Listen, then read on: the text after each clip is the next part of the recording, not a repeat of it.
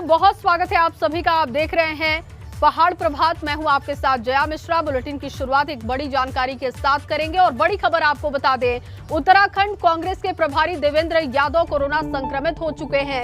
देवेंद्र यादव ने ट्वीट करते हुए इस बात की जानकारी दी है। देवेंद्र यादव ने खुद को आइसोलेट कर लिया है और संपर्क में आए लोगों से उन्होंने टेस्ट कराने की बात कही है। अपील उन्होंने की है कि जो लोग उनके संपर्क में आए हैं वो कम से कम अपना टेस्ट करा ले और खुद को आइसोलेट रखें।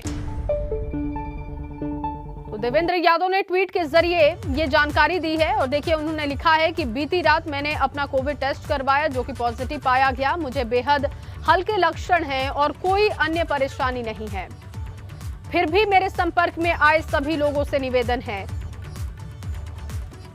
कि सभी स्वयं को आइसोलेट कर लें, तमाम एहतियात बरतें।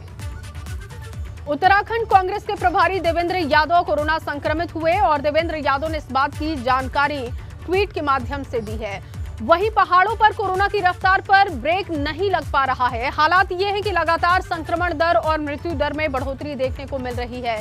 उत्तराखंड में एक दिन के अंदर 1292 मरीज पाए गए तो 5 लोगों की मौत की जानकारी भी है, जिसके बाद एक्टिव केसेस की संख्या 5000 के पार पहुंच चुकी है। सबसे ज्यादा नए केसेस देहरादून, हरिद्वार और नैनीताल से सामने आए हैं। उत्तराखंड से ताल्लुक रखने वाले केंद्रीय रक्षा राज्य मंत्री अजय भट्ट भी कोरोना पॉजिटिव हो चुके हैं।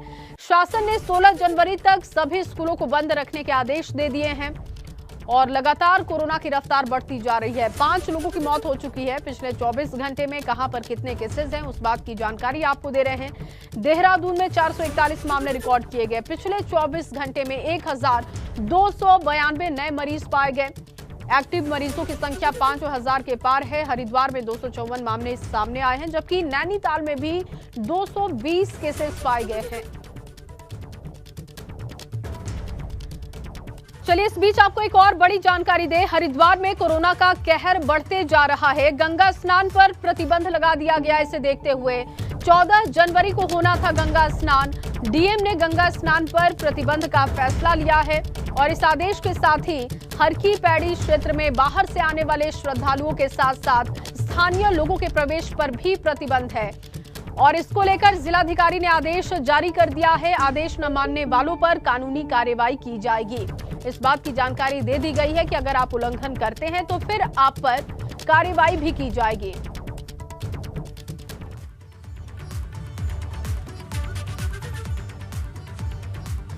तो कोरोना की रफ्तार लगातार बढ़ती जा रही है और उत्तराखंड में क्या इस वक्त कोरोना को लेकर अपडेट है, कहां पर कितने केसेस हैं, उस बात की आपको जानकारी अब दे रहे हैं ग्राफिक्स के जरिए। देखिए देहरादून में 441 ये आंकड़े हैं, जबकि हरिद्वार की हम बात करते हैं तो यहां पर आंकड़े 254 हैं। नैनीताल में 220 मामले सामने आए हैं। उधम सिंह नगर में 193 मामले सामने आए हैं। नैनीताल में इस वक्त 220 आंकड़ा है, जबकि उधम सिंह नगर की हम बात करते हैं तो ये आंकड़ा 193 है। पौड़ी गढ़वाल की बात की जाए 56 केसेस अभी सामने आ चुके हैं। अल्मोड़ा में भी 36 केसेस सामने आ चुके हैं। बागेश्वर की बात करते हैं तो यहाँ पर राहत की खबर है, 7 केसेस सामने आए हैं।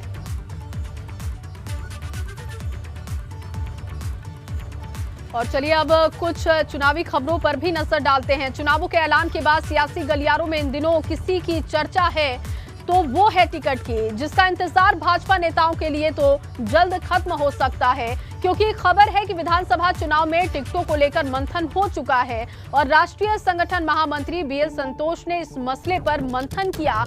अब वोटर्स को लुभाने की तैयारी है। सूत्रों की माने तो इस बार भाजपा के 10 मौजूदा विधायकों का टिकट कट सकता है। संसदीय बोर्ड की बैठक में जल्द इस पर फैसला भी हो सकता है।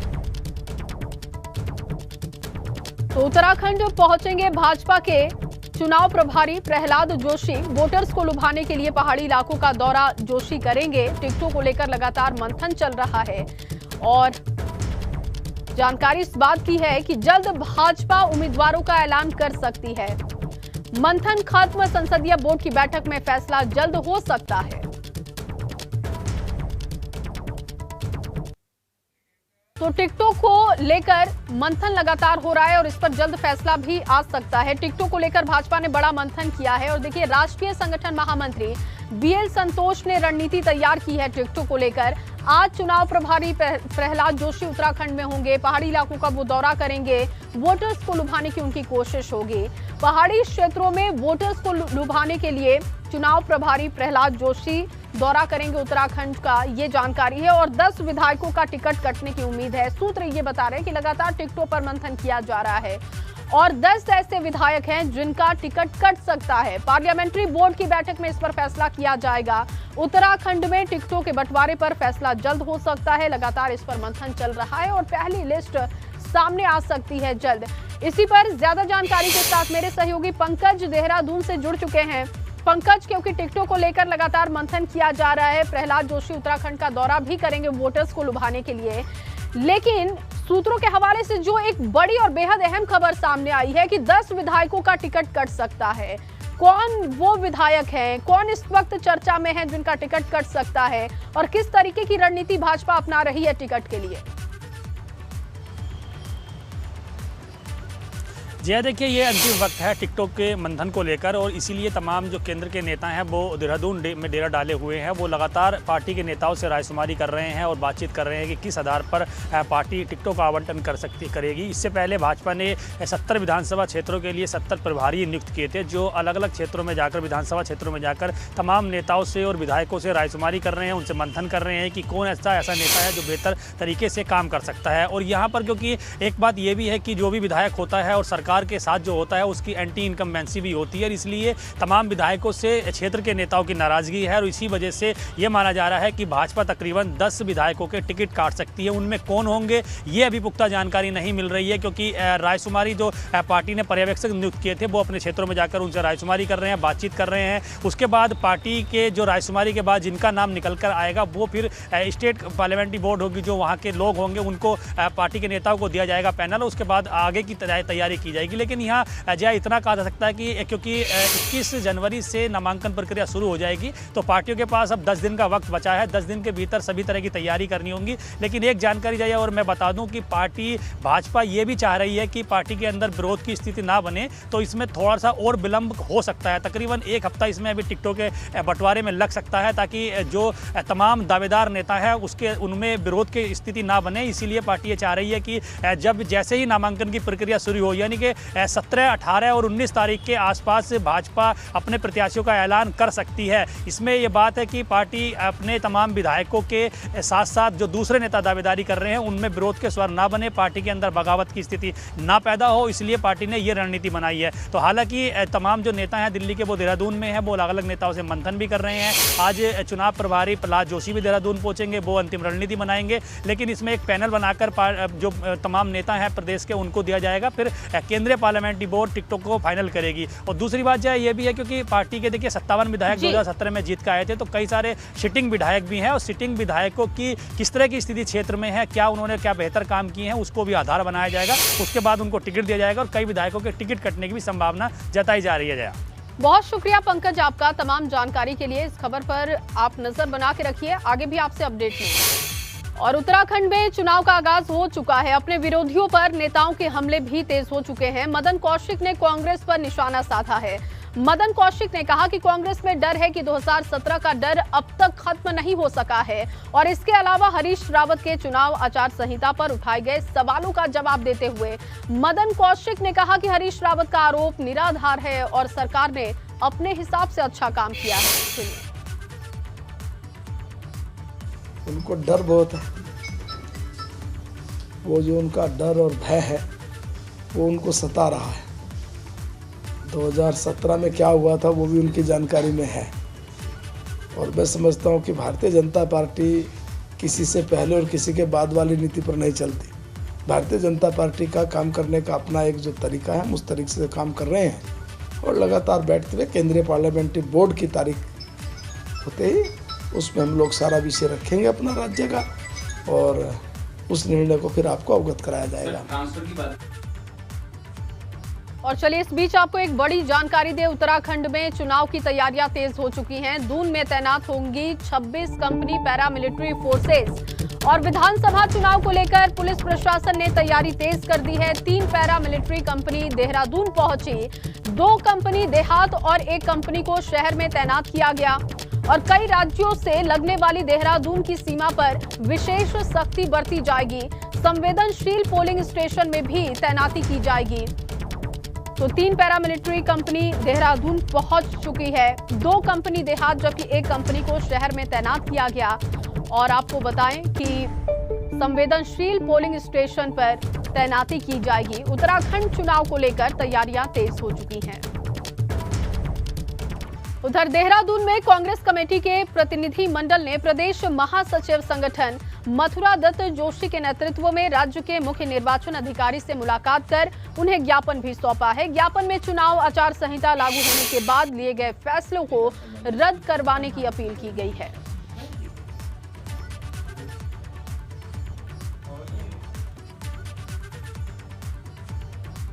उधर आम आदमी पार्टी भी लगातार पहाड़ पर जोर आजमाइश में लगी हुई है। दिल्ली के कैबिनेट मंत्री गोपाल राय ने पार्टी के लिए रणनीति तैयार की है और गोपाल राय ने बताया कि चुनाव आयोग के फैसले का पालन किया जाएगा। डिजिटल रैलियां और डोर टू डोर प्रचार पर फोकस कर उत्तराखंड की जनता से जुड़ेंगे। इतना ही नहीं, गोपाल राय ने भाजपा और कांग्रेस पर निशाना भी साधा। जहां तक चुनाव प्रचार की बात है तो आम आदमी पार्टी ने चुनाव आयोग के निर्देशानुसार अपने 2 स्तर पे कैंपेन की रणनीति बनाई है। एक तो हम वर्चुअल रैलियां शुरू कर रहे हैं जो सिर्फ नेतृत्व द्वारा संबोधित की जाएंगी। अब ये पहले चरण में आज से हमने शुरुआत की है दिल्ली के उप मुख्यमंत्री मनीष सिसोदिया जी ने, और ये 16 तक चलेगा और आगे भी हम इसको जारी रखेंगे। दूसरा, डोर टू डोर कैंपेन के माध्यम से आम आदमी पार्टी जो दिल्ली के अंदर हमने काम किया है उसे लेकर के हम घर घर जाएंगे और यहाँ के लोगों के साथ मिल करके उत्तराखंड में परिवर्तन के काम को पूरा करें। वहीं उत्तराखंड में चुनाव की तारीखों के ऐलान होने के बाद दल बदल की राजनीति तेज हो चुकी है और इसी कड़ी में सैकड़ों समर्थकों के साथ विनीत बलूटिया ने आम आदमी पार्टी का हाथ थाम चुके हैं। विनीत किसान और समाज सेवी बताए जाते हैं। पार्टी में शामिल होने के बाद गोपाल राय ने कहा कि विनीत जी के आप में आने से युवाओं में एक जोश का संचार हुआ है। शिक्षित युवाओं और संपन्न परिवारों का रुझान आम आदमी पार्टी की ओर आएगा। वहीं चुनावी माहौल में आरोप प्रत्यारोप का दौर भी जारी है। देहरादून में पूर्व सीएम हरीश रावत ने भाजपा सरकार पर आचार संहिता का उल्लंघन करने का आरोप लगा दिया और इतना ही नहीं, हरीश रावत ने सरकार की तमाम नियुक्तियों पर भी सवाल उठा दिए। कहा कि भाजपा ने धड़ल्ले से अपने चहेतों की पोस्टिंग की, लेकिन जब कांग्रेस की सरकार बनेगी सभी नियुक्तियों की जांच करवाई जाएगी और संबंधित अधिकारियों के खिलाफ कार्रवाई भी होगी। राशन की दुकानों पर जो बैग दिए जा रहे हैं, अनाज जिनमें दिए जा रहे हैं जो है वो, उनमें श्री नरेंद्र मोदी और चीफ मिनिस्टर के फोटो लगे हुए, चेहरे लगे हुए। जबकि होना ये चाहिए कि पेट्रोल पंपों सहित हर सार्वजनिक स्थल से ऐसे चित्र हटाए जाने चाहिए और यहां तो राशन के किट भेजे जा रहे हैं।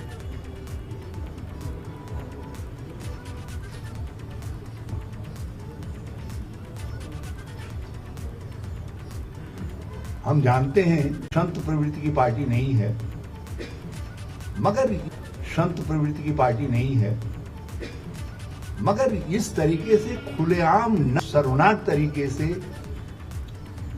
इलेक्शन प्रोसेस को विशिष्ट बनाना, उसको वायलेट करना, ये उत्तराखंड में के लोकतंत्र के लिए, लोकतांत्रिक प्रोसेस के लिए बड़ा चिंता का विषय। और कांग्रेस इसके खिलाफ हर स्तर पर आवाज उठाएगी। ये बड़ा शर्मनाक है कि विभागों में जिनमें आबकारी, शिक्षा, स्वास्थ्य, सहकारिता सहित जिन विभागों की हमको जानकारियां आई हैं, जिनमें चहेतों को पोस्टिंगें दी गई हैं। वहीं चुनाव तारीखों के ऐलान के बाद आए एबीपी गंगा और सी वोटर के सबसे बड़े ओपिनियन पोल में उत्तराखंड में किसकी सरकार बनेगी, इसकी लड़ाई रोचक हो गई है। ये रिपोर्ट देखिए।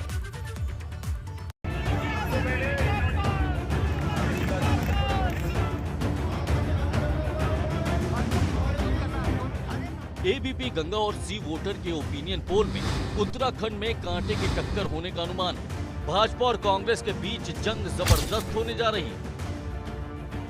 अगर आज चुनाव हो तो पहाड़ पर भाजपा को 31 से 37 सीट मिलने का अनुमान है, तो वहीं कांग्रेस को 30 से 36 सीट मिलने का अनुमान है। वहीं पहाड़ चढ़ने की कोशिश में लगी आम आदमी पार्टी को 2 से 4 सीटें मिल सकती हैं, जबकि अन्य के खाते में 0 से 1 सीट जाती दिख रही है।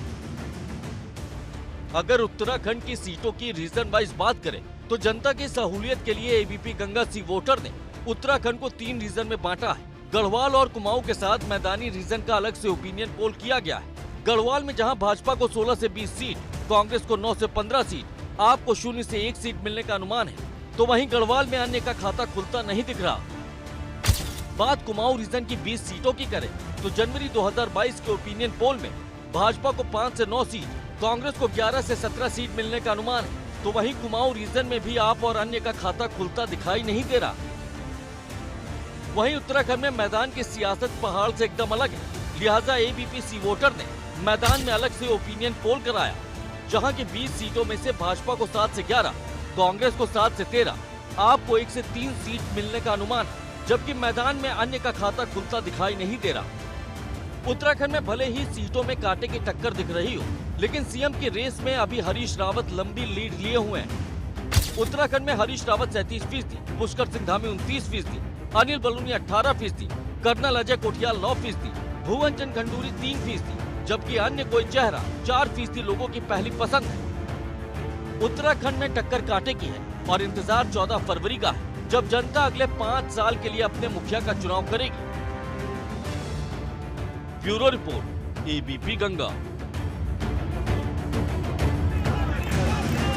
बड़ी खबर का रुख करेंगे। कानपुर से आपको बड़ी जानकारी दे, इत्र कारोबारी पीयूष जैन के घर पर छापेमारी का मामला है और पीयूष जैन ने 196 करोड़ रुपए अपने होने की बात स्वीकार की है। सूत्र ये बता रहे हैं कि 196 करोड़ रुपए होने की बात पीयूष जैन ने स्वीकार कर ली है और 196 करोड़ रुपए से किसी अन्य का कोई लेना देना नहीं है, ये पीयूष जैन का कहना है।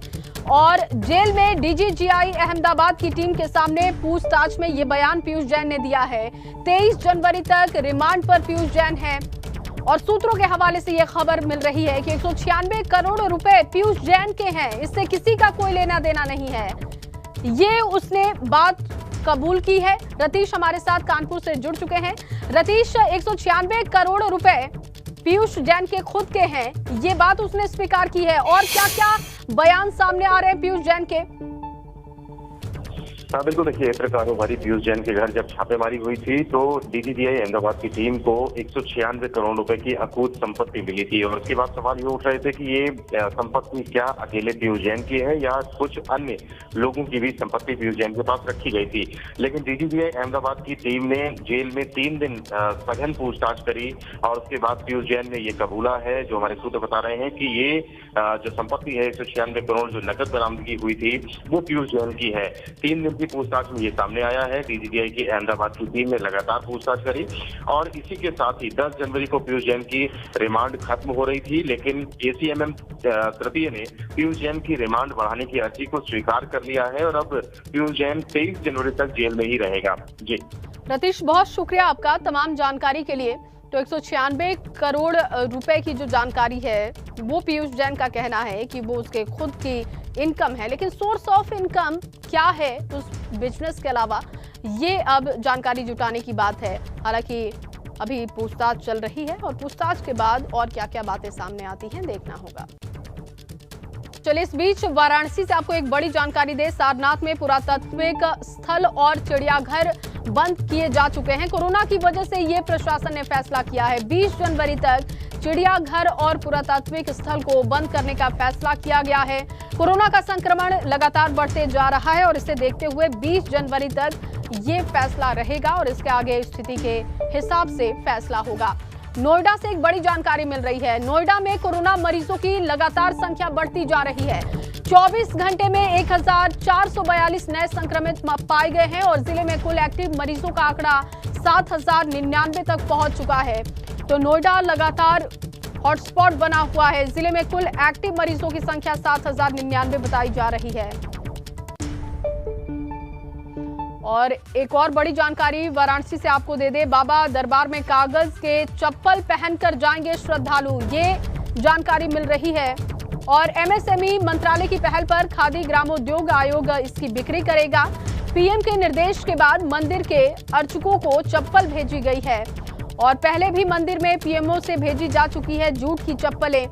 सर्दी से बचने की पहल करते हुए पीएम की तारीफ भी की गई है। श्रद्धालुओं ने तारीफ की पीएम की कि सर्दी से बचाने के लिए उन्होंने ये पहल की है, जिसके लिए प्रधानमंत्री की तारीफ भी हो रही है।